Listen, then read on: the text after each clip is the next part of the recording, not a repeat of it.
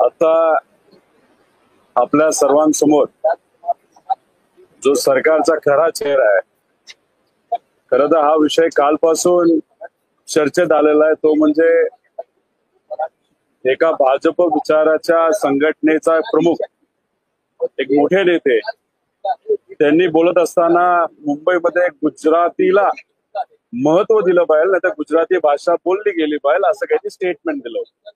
त्याचा विरोध हा महाराष्ट्रातल्या प्रत्येक व्यक्तीने, आम्ही सगळ्यांनी मिळून त्या ठिकाणी केला. आज हा विषय भास्कर जाधवांनी आज चर्चेत आणला, त्याला उत्तर देत असताना मुख्यमंत्र्यांनी त्याला उत्तर सुद्धा त्या ठिकाणी दिलं. उत्तर देत असताना मराठी भाषा ही महत्वाची असं त्यांनी सांगितलं.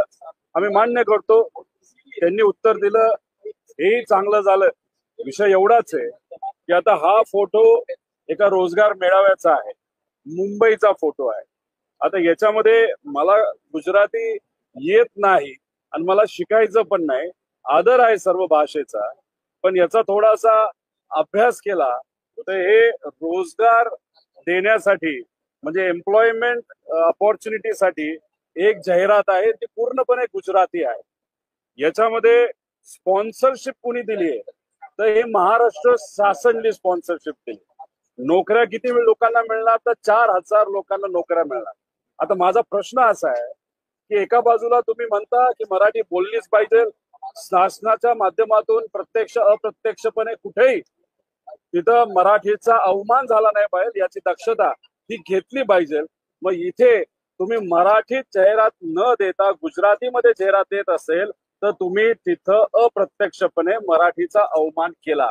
दुसरी गोष्ट, ज्याला गुजराती येत नाही, मराठी आहे, जो महाराष्ट्रात जन्मलेला आहे, पण त्याला गुजराती येत नसेल आणि त्याला हे वाचताच आलं नाही, ज्याला गुजराती जमते त्यालाच फक्त हे वाचता येत असेल, तर मग इनडायरेक्टली महाराष्ट्र सरकार असं म्हणतंय का की ज्याला गुजराती जमते त्यांनाच आम्ही नोकरी देणार, मराठी ज्याला जमते त्याला आम्ही नोकरी देणार नाही. त्यामुळे हा जो कुठला पोस्टर ज्या ज्या ठिकाणी लागलेला आहे तो सरकारच्या माध्यमातून काढण्यात यावा आणि हे जे काही चुकीची प्रथा या महाराष्ट्रामध्ये सुरू आहे ती कुठेतरी हाणून पाडली पाहिजे.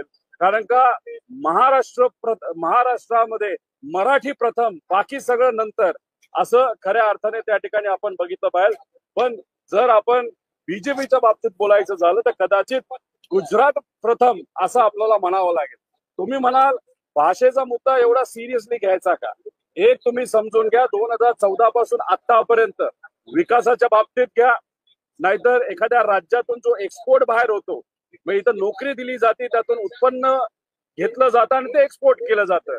या सगळ्या बॅरोमीटर मध्ये, नाही तर या सगळ्या विषयामध्ये महाराष्ट्र जो प्रथम होता या देशामध्ये, आता तो टप्प्याटप्प्याने मागे चाललेला आहे आणि गुजरात पुढे चाललेला आहे. आणि याचाच एक प्रकार बघितला तर अप्रत्यक्षपणे एका गुजराती कंपनीला, नंबर प्लेट बनवणाऱ्या कंपनीला, जी गुजरातमध्ये 160 रुपयाला नंबर प्लेट विकते, तीच गुजराती कंपनी मराठी माणसांना 550 ला ती नंबर प्लेट विकत असेल आणि त्याच्यामध्ये 1800 कोटी रुपये अतिरिक्त जर मराठी माणसाचे तर गुजराती कंपनीला जात असेल, त्यासाठी आम्ही या सर्व गोष्टींचा विरोध करतो. त्यामुळे सरकारने या बाबतीत लक्ष द्यावं आणि हे जे काही चाललंय ते त्या ठिकाणी थांबवावं. त्यामुळे खायचे दात वेगळे आणि दाखवायचे दात वेगळे, अशी आजच्या या सरकारची परिस्थिती आहे.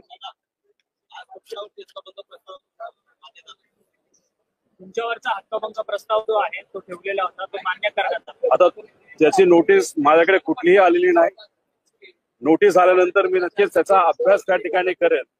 आणि मी एकच सांगतो की एखाद्या व्यक्तीने जर सांगितलं की एका महिलेवर अन्याय झाला, त्यासाठी आम्ही प्रतिक्रिया देणार म्हणजे देणार.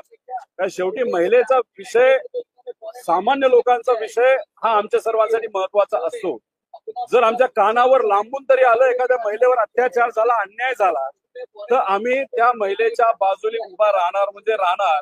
आणि त्या भूमिकेतून एखाद्या आम्ही स्टेटमेंट दिलं असेल तर मग तुम्हाला हक्कभंग किती लावायचे तुम्ही लावा, तर सामान्य लोक महाराष्ट्राच्या बाजूने आणि महिलांच्या बाजूने आम्ही राहणारच. उलट आता आमचं मत आहे की जेव्हा हक्कभंग हा पुढे येईल, चर्चेला येईल, मग आपण दूध का दूध आणि पाणी का पाणी करू, खोलात जाऊ, त्याच्यामध्ये काय मुद्दे आहेत काय फोटो होते, काय व्हिडिओ होते, कशा पद्धतीने तिथं कोर्टाने त्या ठिकाणी क्लीन चिट दिली, कोर्टात चर्चा झाली का नाही झाली, का वेगळं काय झालं, या सगळ्या गोष्टीच्या खोलामध्ये त्या ठिकाणी आपल्याला जावं लागेल.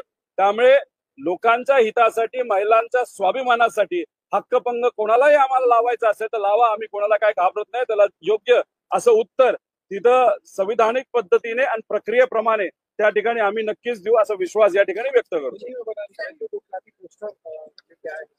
ये देखो, महाराष्ट्र में मराठी प्रथम और बाकी सब लैंग्वेजेस उसके बाद, मतलब हमारा कहना है कि मराठी को पहला प्राधान्य देना चाहिए और जो बाकी लैंग्वेज उसका आदर है, लेकिन मराठी को प्राधान्य देते हुए उसके बाद फिर दूसरे लैंग्वेज के बारे में अपने को बोलना चाहिए.